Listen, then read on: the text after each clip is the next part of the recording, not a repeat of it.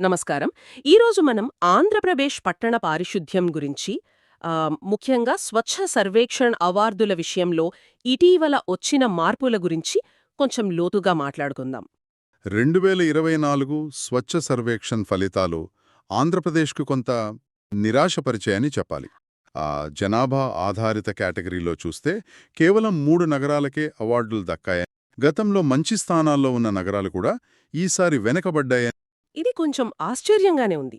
ఎందుకంటే గత వైఎస్సార్సీపీ ప్రభుత్వ హయాంలో, అంటే సుమారు 2020 నుంచి 23 మధ్య పరిస్థితి చాలా భిన్నంగా ఉండేది.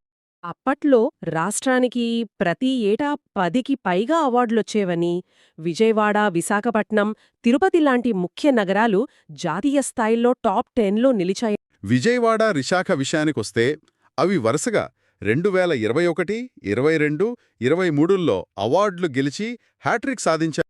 మరి ఆ విజయాలకు కారణం? ఆ కాలంలో స్వచ్ఛ సంకల్పం, అలాగే క్లీన్ ఆంధ్రప్రదేశ్ అంటే క్లాప్ అనే కార్యక్రమాన్ని చాలా చురుగ్గా అమలు. ఇంటింటికి ఆ చెత్తబుట్టలివ్వడం, తడి పొడి చెత్తను వేరుగా సేకరించడం, ఆ చెత్తను తరలించడానికి ప్రత్యేకంగా స్వచ్ఛ ఆటోలు పెట్టడం, డంపింగ్ యార్డుల నిర్వహణ, ఇలాంటి కొన్ని నిర్దిష్టమైన పనులు చేశారు. వాటి వల్లే ర్యాంకులు మెరుగయ్యాయని, అవార్డులు వచ్చాయని. ఆ కార్యక్రమాలకు ఫలితాలకు ప్రత్యక్ష సంబంధము. అంతేకాదు, 2023లో అయితే దక్షిణ భారతదేశంలోనే ఏపీ మొదటి స్థానంలో నిలిచింది. చాలా నగరాలకు 5 స్టార్, 4 స్టార్ రేటింగ్లు కూడా వచ్చాయి. సరే, అది గతం. మరి ప్రస్తుత కూటమి ప్రభుత్వం విషయానికొస్తే ఇక్కడే అసలు విషయం. ప్రస్తుత ప్రభుత్వం పారిశుధ్యం విషయంలో, అంటే ఆచరణలో పనుల కన్నా ప్రచారానికే ఎక్కువ ప్రాధాన్యత ఇస్తోందని, గత ప్రభుత్వ హయాంలో పేరుకుపోయిందని చెబుతున్న ఆ 85,000 మెట్రిక్ టన్నుల చెత్త, ఆ ఆరోపణలను కూడా ప్రస్తావిస్తూ ప్రస్తుత పాలనలో క్షేత్రస్థాయిలో పెద్దగా పురోగతి లేదు, దానివల్లే 2024 అవార్డుల్లో రాష్ట్రం వెనుకబడింది. అంటే పనితీరు సరిగా లేకపోవటం వల్లే ర్యాంకులు పడిపోయాయి. మనమిక్కడ ఒకటి గుర్తుపెట్టుకోవాలి. స్వచ్ఛ సర్వేక్షణ అనేది ఏదో నామమాత్రపు కార్యక్రమం కాదు. కేంద్ర ప్రభుత్వం 2016 నుంచి దీన్ని నిర్వహిస్తోంది. ఇది కేవలం రిపోర్ట్ల మీద ఆధారపడదు. వాళ్లు క్షేత్రస్థాయిలో పరిశీలిస్తారు, ఉత్తమ పద్ధతులేమున్నాయో చూస్తారు, అన్నిటికన్నా ముఖ్యంగా పౌరుల నుంచి ఫీడ్బ్యాక్ తీసుకుంటారు.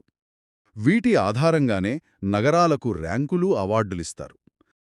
గత ప్రభుత్వంలో క్లాప్ లాంటి కార్యక్రమాలు క్షేత్రస్థాయిలో నిజంగా మార్పు తెచ్చాయి, పౌరుల అభిప్రాయాలను సానుకూలంగా మార్చాయి. అందుకే ఎక్కువ అవార్డులొచ్చాయి. మరి ప్రస్తుత ప్రభుత్వంలో అలాంటి కార్యక్రమాలపై ఫోకస్ తగ్గిందా, లేక అమల్లో లోపాలున్నాయా? ఏదైతేనే దాని ప్రభావం ర్యాంకుల మీద పడి. దీని బట్టి ప్రభుత్వ ప్రాధాన్యతలు, అమలు చేసే విధానాలు జాతీయ గుర్తింపును ఎలా ప్రభావితం చేస్తాయో అర్థం చేసుకోవచ్చు.